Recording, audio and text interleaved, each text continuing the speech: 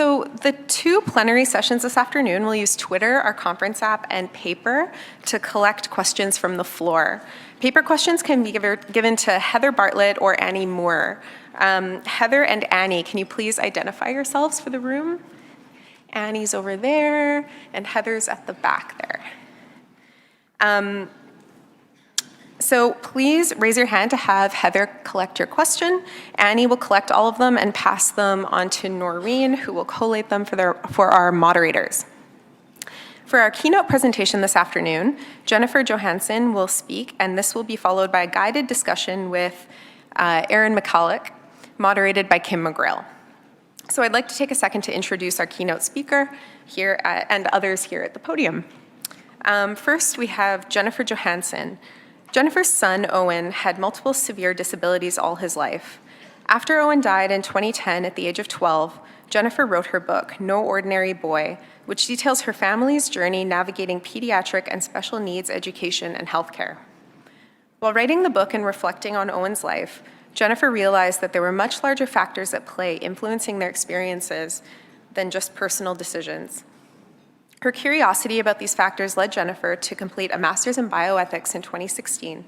For many years, Jennifer participated in patient engagement activities at all levels of healthcare. Jennifer now writes, lectures, and consults on healthcare practice and policy. Her favorite topics include patient-centered care, patient engagement, and critical thinking in clinical practice. Erin Michalak is a professor at the UBC Department of Psychiatry, Program Director for the Asia-Pacific Economic Cooperation Digital Hub for Mental Health, and is the Patient Engagement Methods Cluster Lead for the BC Support Unit. Kim McGrail is an associate professor in the UBC School of Population and Public Health and the Center for Health Services and Policy Research. She's also the Scientific Director of Population Data BC and Data Director for the BC Academic Health Science Network.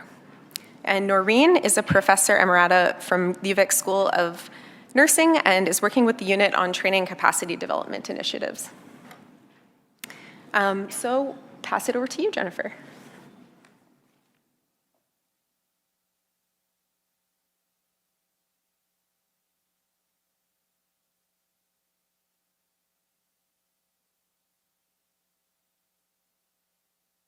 Take a long look around. This will be my last chance to see you without getting fuzzy as I put my new readers on.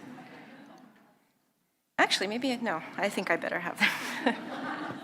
And now you're all blurry, which is probably better for me. So thank you. I'll just get right into it. Engaging patients in research. It's what we call a no-brainer, right? Meaning, it's something so naturally and obviously required, it's not worth putting energy towards justifying it. When anyone asks whether it should be done or not, I find that people roll their eyes as if to say, are we still talking about this? Our common understanding is, of course, we need to do it, obviously. Now let's figure out how to do it right. Now, I must admit, it's not entirely obvious to me. And if you followed my work over the past couple of years, you'll perhaps know that I've spent quite a bit of energy trying to understand why it's seen as obvious. And this hasn't been easy. Part of the challenge is that engagement is not a single or simple thing. Rather, it's a complex and shape-shifting ecosystem of relationships operating within interconnected organizational structures applied in a myriad of ways. This ecosystem has emerged in a particular political, historical, and social context. Now, typically when we study patient engagement, we zoom in very close. We look at interpersonal dynamics, communication, details such as scheduling and compensation. We see frameworks and programs and quality improvement. And we focus on things we can measure, like outcomes and impact.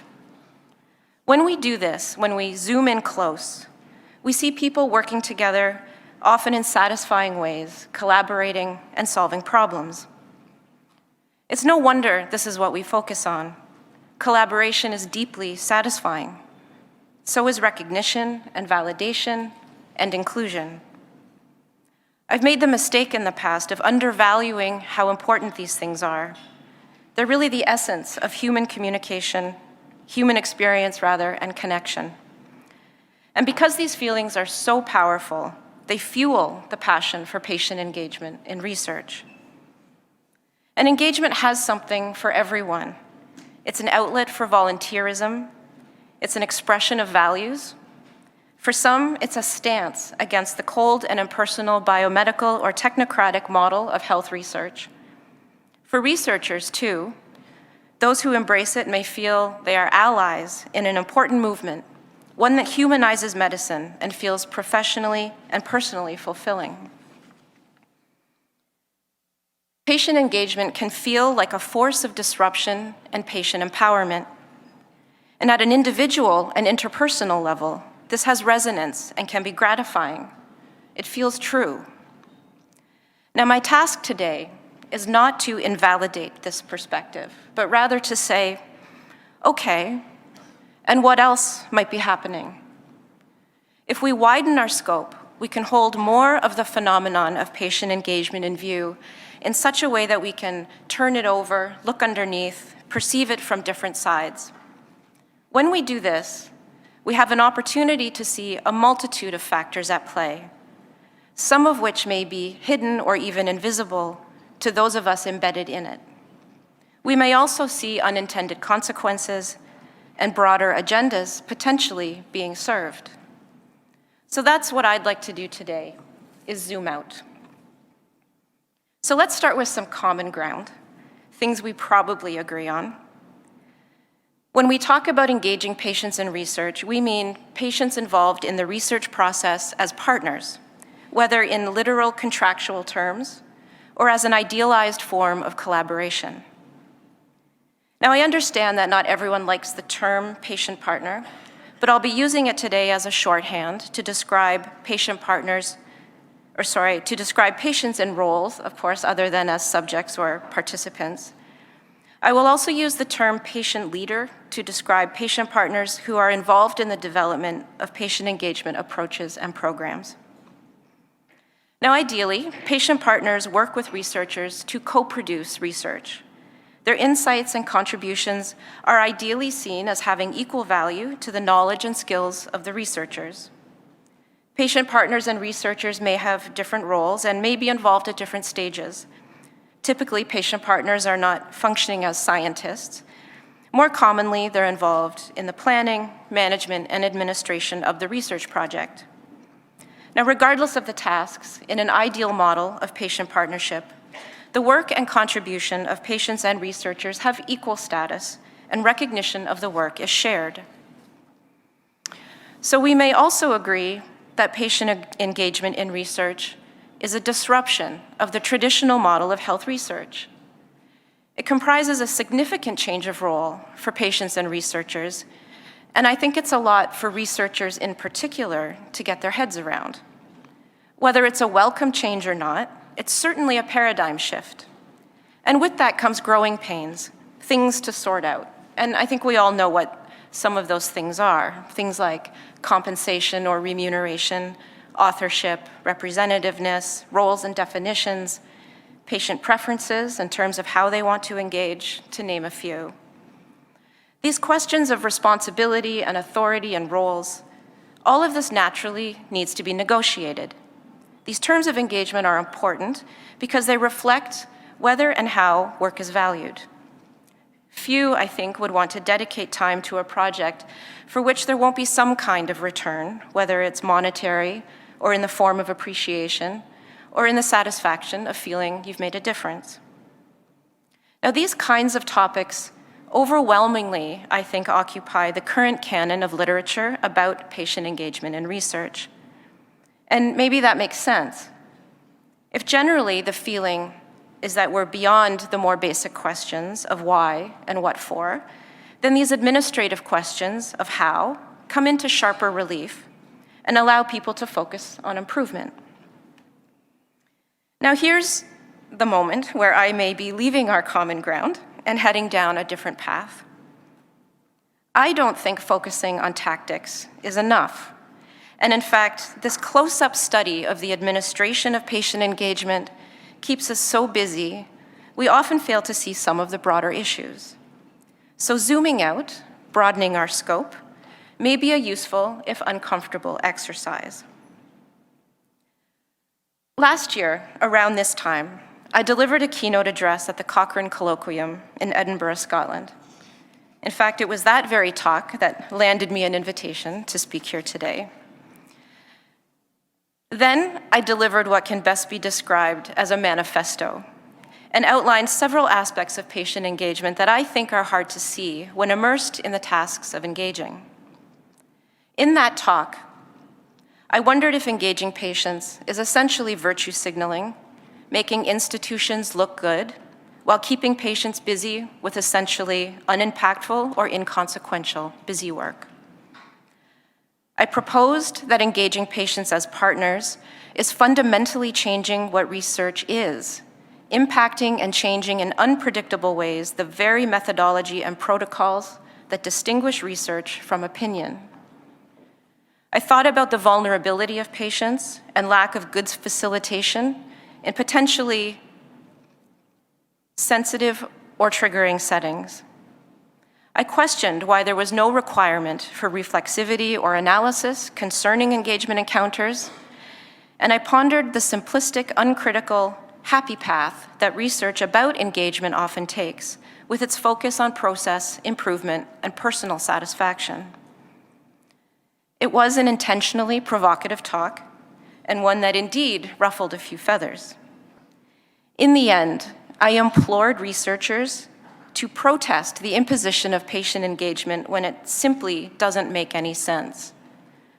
I invited patients to reconsider whether it was worth their time. A rich discussion ensued, in person, via email, and at subsequent events.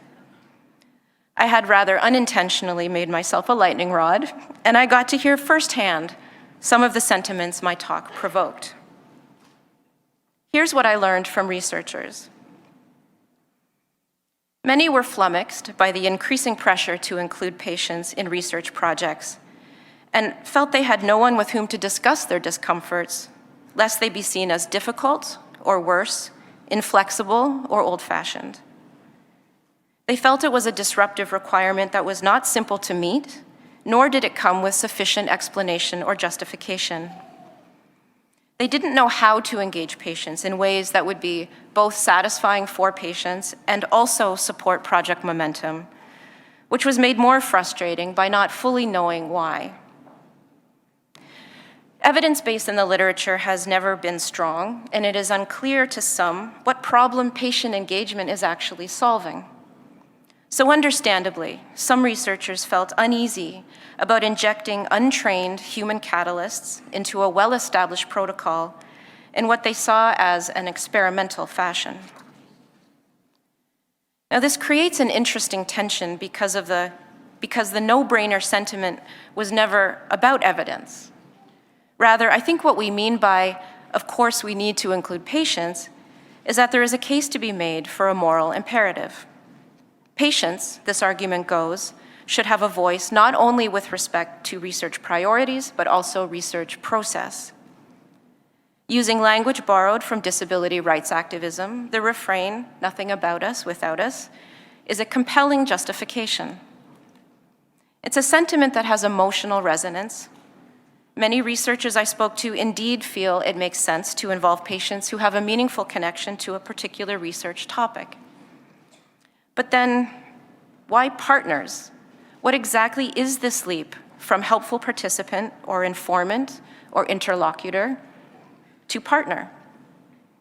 Some researchers feel they are already listening to patients, already learning from their clinical experiences, already conferring with patients about their priorities, interests, and preferences. For those who engage in community participatory action research, or any of its other configurations of words, there's a clear understanding of what issues are being addressed and for whose benefit the research is being done. In the context of patient-oriented research programs, what exactly is this partnership thing, and what does it accomplish in the interest of research? I also did hear from researchers who indeed saw patient engagement as an exciting opportunity. They not only saw material value in patient input and support at various stages of a project, but they welcomed the opportunity for personal connection with patients and appreciated the insight and experience of their patient partners. They felt there was much they could learn, and the partner model seemed a good next step. The response to my talk from patients was a bit more one-sided. I actually didn't hear much from people who disagreed with me, at least not directly. My interpretation of this is that engaged patients, by and large, are passionate, dedicated, focused on growth and improvement. And frankly, my message just isn't useful when there's so much work to do and more ground to cover. And that's fair enough. I did actually hear from one particular patient partner who told me he resented the implication that patients had been hoodwinked somehow, or that they were being taken advantage of. And I understand that. Many patients are indeed firmly in the driver's seat of their own engagement experiences and are understandably protective of the work. So direct comments to me like this were rare, although I suspect the sentiments were not. So likely due to the nature of self-selection, I heard mostly from patients who felt that my talk had given voice to their misgivings. They had indeed experienced poorly facilitated projects, unprofessional communication, what they described as bullying from fellow patients. Some had questions about the value and appreciation of their work, expressing frustration at tokenism and feeling utilized primarily for their status as a patient and not for their unique insights, sensing they were interchangeable and expendable. Interestingly, the ages-old concern of engaging patients just to check a box seems to be increasing now that engagement is becoming more broadly mandated in order for projects to access funding and publication, whether the requirement is stated explicitly or not. Now, while this check box was surely put in place with good intentions, perhaps an unintended consequence is that it breeds suspicion. I came away from these discussions appreciating the varied feelings and impressions of both patient partners and researchers. I also noted a distinct common thread throughout all of these conversations, and it was that despite their complaints, patients and researchers remain committed and have a very high tolerance for flux and for figuring things out as they go. There was an embrace of imperfection, and in some cases, an explicit rejection of what's considered a traditional scientific biomedical model of established research methodology. There was a relish in shaking things up. I felt I was hearing an origin story being delivered in real time. What I heard over and over again is that patient engagement is still new. It's finding its legs. We have to give it time. We're still working things out. We need to keep iterating or refining. Perhaps this is why some people find what I say kind of irritating. It's too soon to poke holes because it's not ready yet.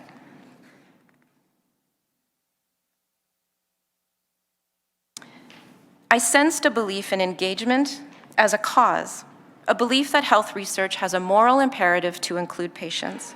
It's old-fashioned to believe otherwise, and it's up to all involved to keep working on improvement. And indeed, people are dedicated to toiling at this issue. Researchers are increasingly accepting of the fact that they need to get on board. Even in these short months since Edinburgh, those mixed feelings are shifting to acceptance, a willingness to get on with things, and an acknowledgement that patient engagement is obviously here to stay. This, in turn, seems to have heartened patients. Patients are organizing, developing communities of practice. There are calls not only for improvement, but for expansion, to be included in all aspects of a project at all levels of government and institutions. Patient leaders demand to attend even the most technical of professional or business meetings. Networks of patient partners are producing their own frameworks. They are publishing guidelines about compensation, attribution, and other forms of engagement, other terms of engagement. Individual patients are signing up for training and certification and supporting each other to become more effective at the work. In social media, there's a growing call-out culture with patients chastising conference organizers for not being patients included. It's impressive, the amount of dedication and work.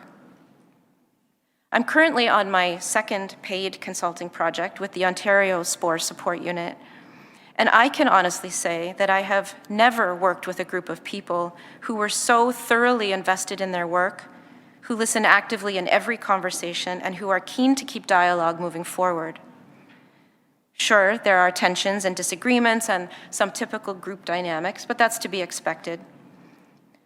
I've worked quite a bit with both business and healthcare groups in my own consulting practice, and I have never seen corporate or hospital employees so engaged and curious in their meetings and activities.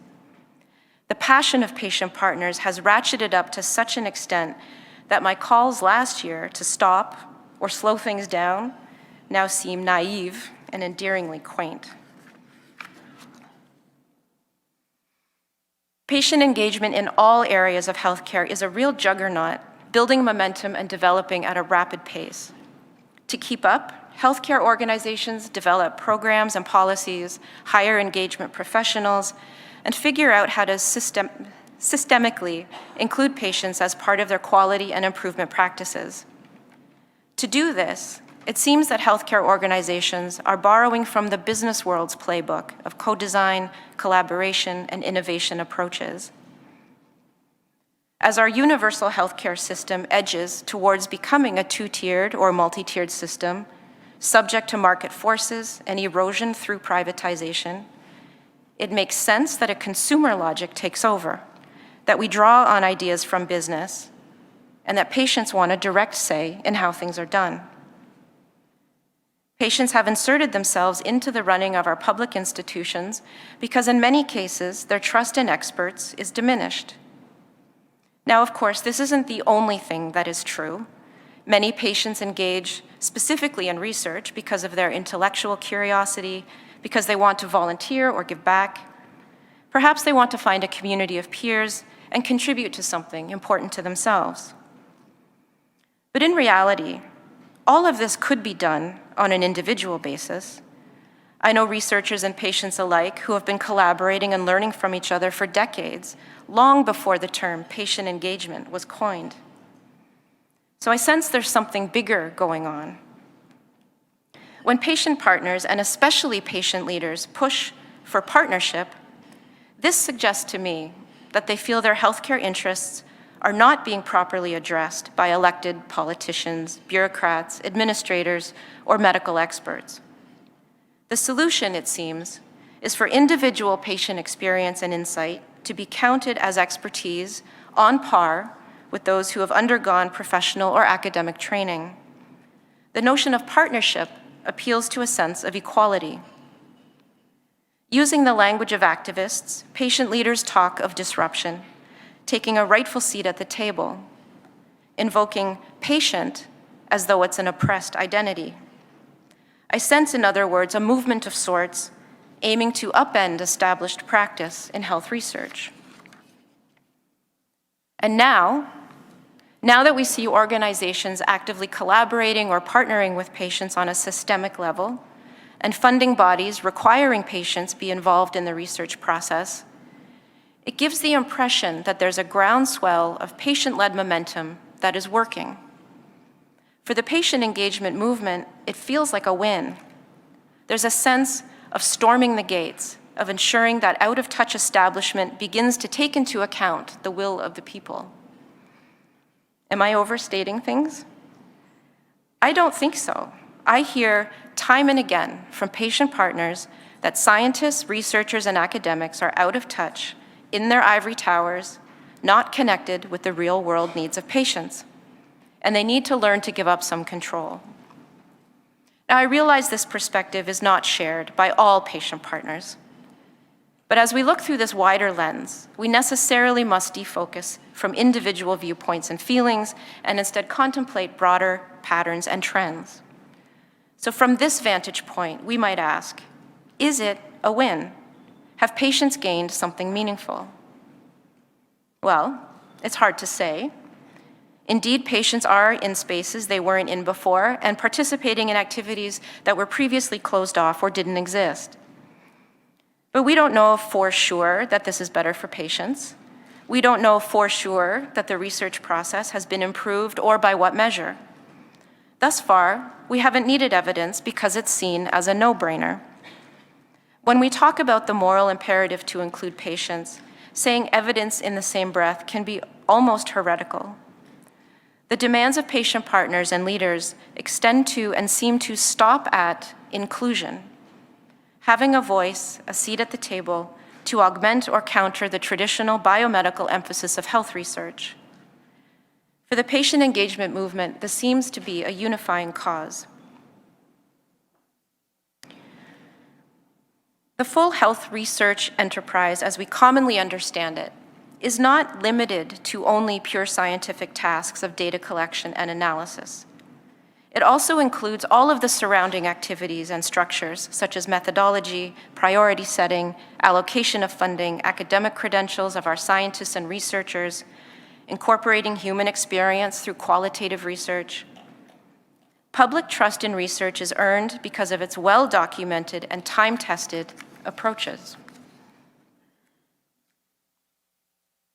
As a society, we have a common understanding about what it is our assigned experts know and what they're doing and what they are responsible for, which is the full spectrum of bench-to-bedside activities executed with consistency, methodological rigor and integrity, and in some cases, reflexivity.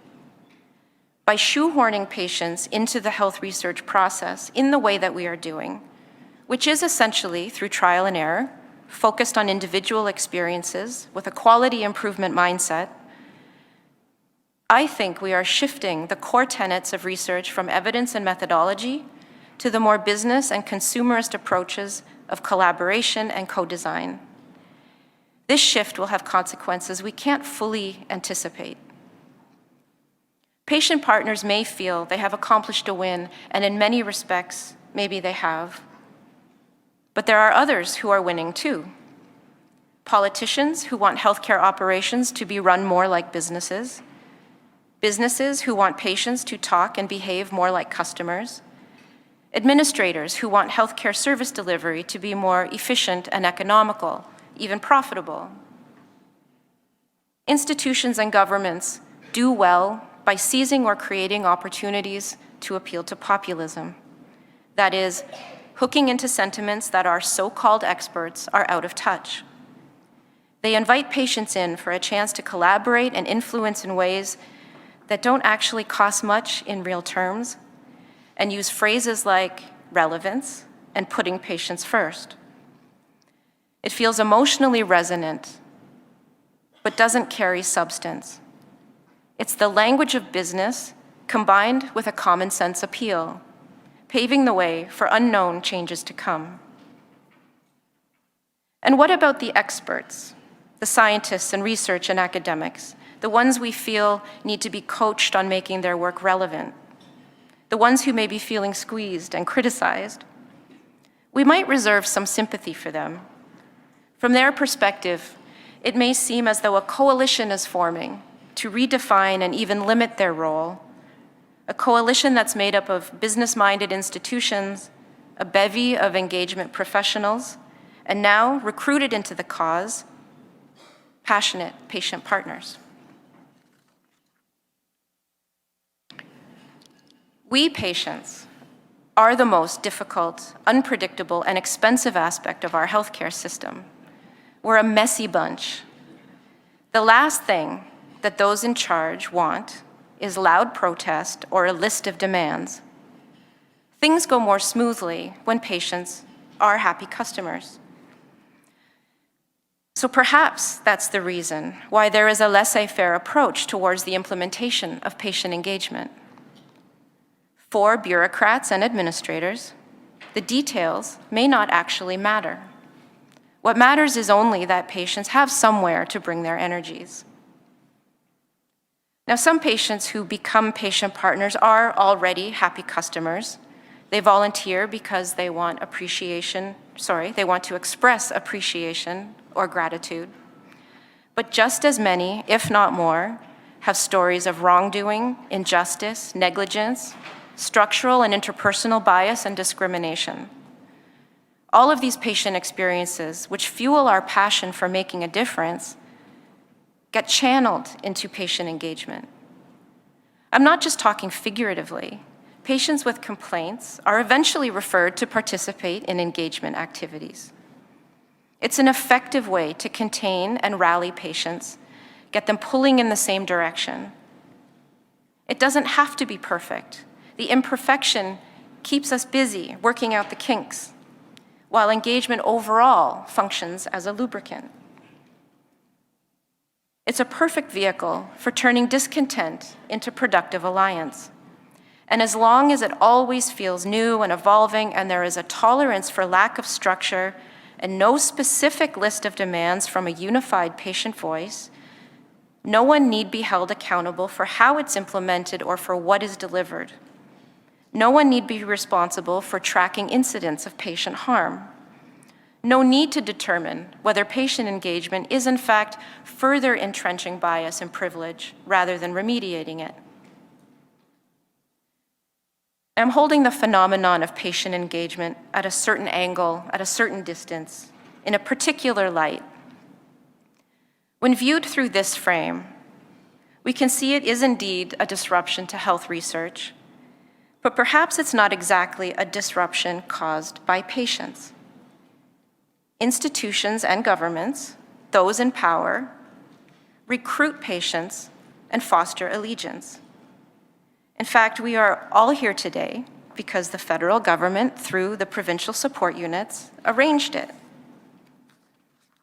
This so-called disruption is orchestrated from within by invitation to shore up support for orienting research towards relevance and efficiency, possibly compromising the integrity of research as we know it. Relevance and efficiency. To me, this doesn't sound like the language of activists. This sounds like the language of a business-minded government looking to rein in unruly or unpredictable elements. Patient engagement channels patient passion and even activism into a productive and supportive institutional program, one in which the enterprise of health research is constrained and made to bend to market forces. The inclusion of patients helps to validate this strategic direction. Perhaps these are indeed early days, but I'm reluctant to agree with those who may say it's too soon to be critical. My concern is that years from now, we may look back and see that patient engagement helped to justify a broader shift towards a market-based model of healthcare and health research, while stifling research creativity and independence, impacting people well beyond this community of patient partners. So while we're here crafting the origin story, perhaps now is the time to start thinking about what outcome patients actually want. Thank you.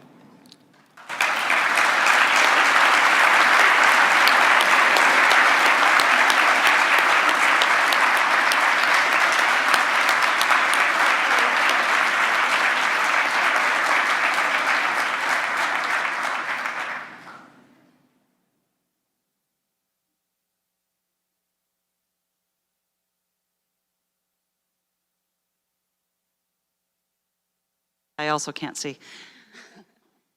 Thank you, Jennifer, for those brave and lucid and eloquent words. What we're going to do now is have a bit of a discussion between Erin and Jennifer.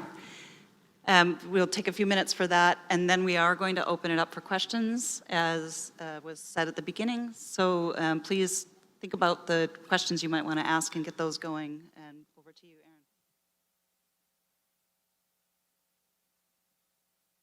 Pretty heady stuff, huh? I was trying to get a sense of what the audience reaction was to that. I kind of wish that you all had like a mood thermometer kind of hanging over your heads, but even with my best psychological abilities, I don't get the pulse yet of how that was received. Before we get into the discussion, I'm going to ask you to do one simple thing, because we're really interested in that piece. And Jen, you're pushing us to be more reflexive. This is an exercise in reflexivity. Don't worry, this isn't going to be shared. Either do it in your head or do it on a piece of paper, but write down or think of one word that encapsulates your response, your personal reaction to the presentation that you heard. And we'll come back and we'll close this session with the same exercise, because I'm just really interested to know what your individual subjective response is to that provocative talk. And before we get into the discussion, and we'll come back to it as well, I had suggested to Jen earlier that we would get you to tweet it out, and then we would make a word cloud from that, but nah, that's not going to be a thing. Maybe it will be a thing, not right now. The other thing I want to mention at this point as well is just acknowledging the bravery of this process and this talk. The BC Support Unit is a young organization. All of the support units across Canada are fairly young. SPORE as an initiative is still fairly fresh. And I think it takes a lot of bravery and out-of-the-box thinking to have this talk at this time for this organization. And it's really interesting to position this in terms of how we began the day. Tom knows Wordy, oh God, please don't tweet that. Began the day by saying, well, obviously we're not here to question the impact of what we're doing, the values that underpin this. We all get that, we're all on the same page, and yet here we have a keynote presentation that is doing just that, is questioning the very underpinnings of why we've gathered here today. So it's brave of the support unit to invite this conversation at this time. I also think it's really brave of Jen to be here, to present these ideas to us today. And I take my hat off to you for that, and thank you. It was a beautiful, eloquent piece, and I really, really appreciate you sharing that lens with us. I'm also really interested in how you and I view this conversation. Your idea, Jen, of zooming in and zooming out. I don't see the world just as you see it. I have a lot of similarities, and I see a lot in common. I feel like sometimes I'm a little bit myopic in terms of the way I view research specifically and patient engagement, and part of that is because of the support unit. We are heavily focused as a group on advancing the science on patient engagement, on recognizing where that there are gaps, really huge, significant gaps, and you're right about how thin that evidence base is. But mostly in our jobs in the methods cluster, all we talk about is lack of evidence and methodological projects to fill that. And I really feel like that's a very one-sided, zoomed-in view, and I feel like you really have your fingers on a much different and a bigger picture that's much more zoomed out. I think it's both a matter of being slightly more zoomed out, because that's where I prefer to hold my focus. It's not because I somehow hover above, I choose to zoom out and look as broadly as I can. But having been a fairly active, engaged patient myself, and being privy to individual dialogue and also gatherings of engaged patients, particularly in Ontario, I feel I have more of maybe a nitty-gritty sense of where patients are coming from. And so perhaps by the time researchers encounter engaged patients, it's a bit of a cleaned up view of what's happened, or a bit of it's a bit tidier because everybody's pre-selected and come into the space ready and willing and able, and there's the collaboration mindset is already baked in to the process, I would say. Whereas I often hear from patients or speak to patients who have come from a particular personal experience, usually a troubling one, or one that's been difficult, or one where they feel they want to come in and make a difference and respond to the experience that they've had.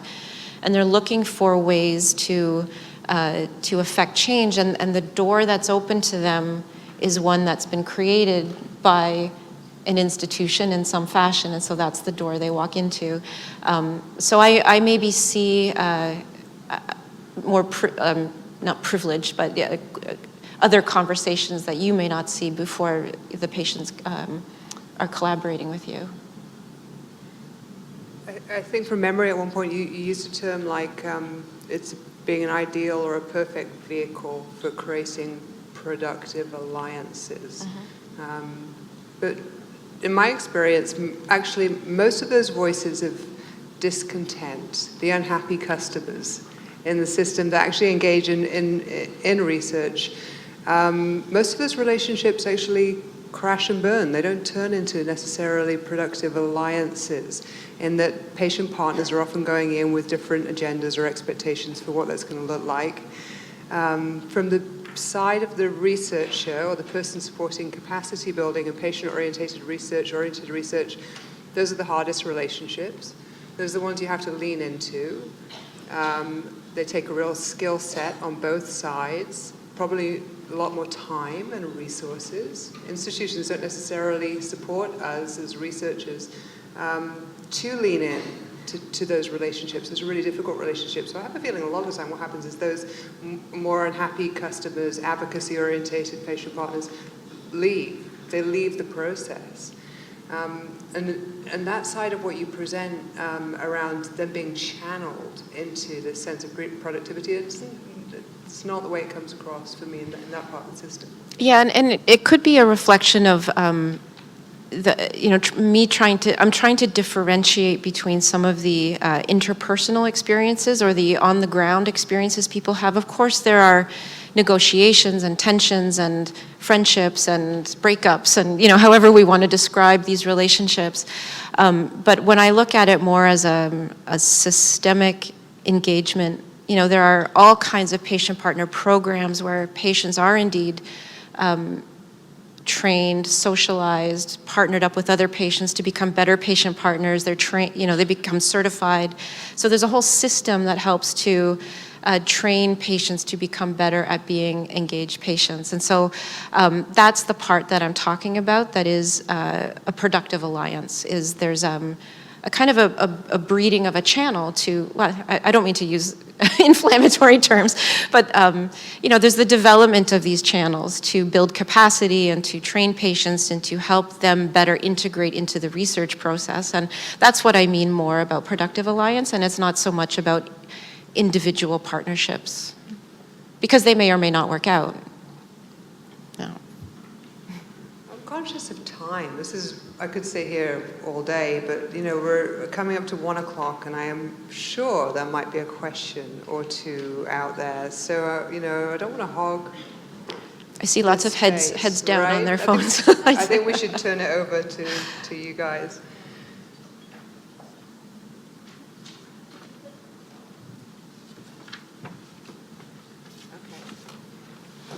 Okay, so what is research integrity in patients' eyes or from patients' perspective? What is research integrity from patients' perspective? Yes. Well, my first instinct is to say I don't speak for patients, so I don't really know. I mean, I would find it very interesting to find out what patients broadly think of what's happening in the patient engagement spaces, because well, let me back up for a second. My impression is that the only people who understand what patient engagement is are the engaged patients, and that the broader patient population really has no sense of what's happening in these spaces, or who's speaking on behalf of whom, or do they even want patients in the research process? Would it reassure patients? Would they feel better about it? Do they like knowing that there are patients sitting at the table? We don't know. I don't know. I don't know if engaged partners or patient partners know. So this leads to a question about representation and representativeness, and it, to me, connects back to something Dr. Evans said this morning. It was near the beginning of his talk, and it really, my ears perked up when he said so. When he mentioned that in the Indigenous community, they have expectation. I really don't want to put words in his mouth. If somebody remembers this better than I do, please say so. But it was something about how they have ways of selecting patients or nominating patients or assigning patients who are tasked with speaking on behalf of the community, and that they have ways of managing that process and designating who gets to speak on behalf of whom, which is, he highlighted that by way of saying, or in the context of saying, and that's why he sometimes feels a bit uncomfortable coming into spaces like this, where that may not be the case. So I found that a really interesting, and I'd love to follow up with him to find out more about what he meant by that, because I find that one of the concerning aspects about how the self-selected nature of engagement and who gets to decide who's at what table and holding how much space. And I'd say maybe we could park this and bring it back. This whole idea of research integrity, again, zooming out a bit, seems to be core to many of the things you're saying. So while we can't address it today, it seems like something that would be worth exploring further. So another one is, how do we balance the idea of consumerism that you were talking about with true substance? And what do we do next to try to move those kinds of ideas forward? That's a big question. I don't have answers to that. I'm still, if you followed my talks, I mean, not that everybody cares to follow how I think about things, but my thoughts are always evolving, and at this point I'm making connections that are new to me, and so I don't have a lot to say about that, although I think there's this assumption that there's something inherently democratic about patient engagement, where I don't see a lot of process that is particularly democratic in terms of how patients are selected or engaged or enrolled in these processes. So I would say that's maybe the connection I would make, is the difference between a consumerist or business approach,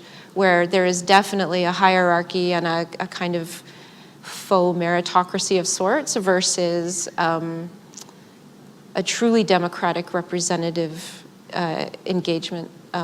Those are maybe the two things I would put up against each other.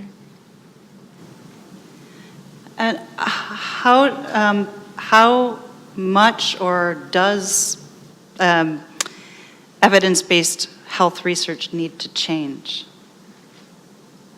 And I think the question may be getting at, do you see the role of patients as fixing something or potentially helping change something in the evidence-based research process as it is?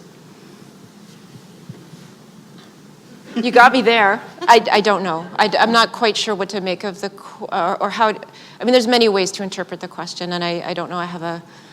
Sorry, I don't know what to say about that. One of the things this is on? Yeah. One of the things we discussed is that one of your points of discomfort with patient engagement as a research orientation and method is that we have so many other methods that are tried and true and tested, and like ethnography, like rich qualitative methods. And part of the question, as I understand it, was you posing, what is it about this new method, relatively undeveloped at this point compared to those rich traditions? What is it that it gives us that's different?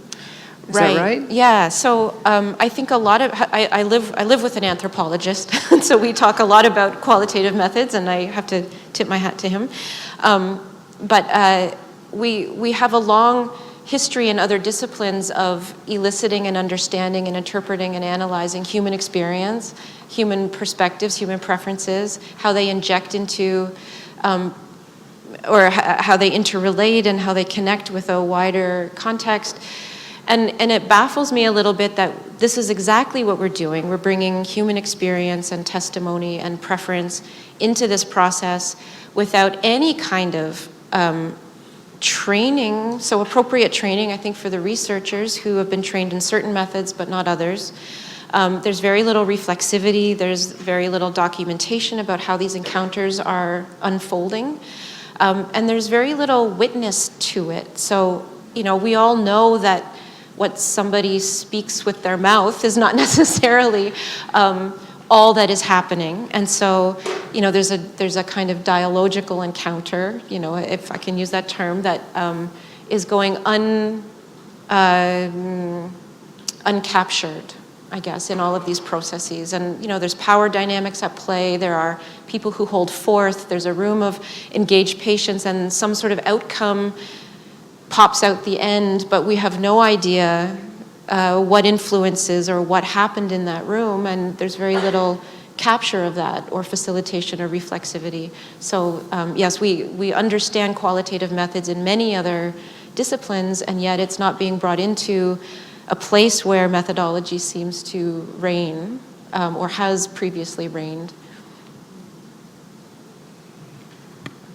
So I'm wondering if you have any thoughts on whether a change in terminology, so SPORE, the Strategy for Patient-Oriented Research, if we took the patient P out and put a people P in, or I'm going to modify this a bit and use Sterling's partnership P in there instead, would that change the way you might think about the issue, the challenges, what might be before us? So my thoughts have mostly been focused around the programmatic approach to patient engagement, and less about the whole enterprise of patient-oriented research. I have no disagreement with the idea that we need to understand patient priorities, patient interests. We need to elicit from the public what their priorities are. And I know that there's a lot of a lot of difference between public and patient, and so that's something to tease out another time. But the patient-oriented research in my mind is not that whole umbrella is not what I am honing in on. It's the programmatic requirement for patient engagement in the ways that we are doing them now. So I don't know about throwing the baby out with the bathwater. So this will have to be the last question. Sure. I'm afraid. I think we could go on for a long time, but and it's a little bit similar to what I just asked. And do you have any comment on the fact that researchers themselves may often identify as a patient or have a patient role? Clinicians often identify as being able to bring that perspective as well. You touched on this a little bit in your talk, but what are your thoughts on that? Does that muddy the waters even more, or is that a legitimate to be able? Maybe I'll simplify the question. Do you think it's legitimate to think that people can play multiple roles inside a research project? It's certainly legitimate. It's certainly legitimate to be who one is, bringing personal experience and perspectives to bear on a project. I'm already troubled long before this question comes into play, because we're looking to to come up with these roles and account for people. This is a patient, this is a researcher, this is a different kind of stakeholder, and somehow this somehow inherently has more legitimacy than just the researcher who is doing their work. So I feel confused by the question. I don't know. I don't think it's illegitimate for a researcher to bring personal experience into the picture. Whether they count as a patient under this whole premise of patient engagement, that to me feels like a point of negotiation and implementation that I don't think about a lot.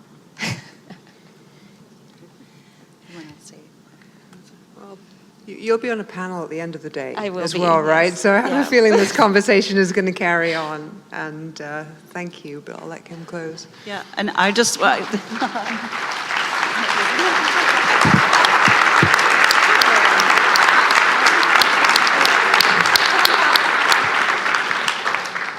we done? Yeah, we're done.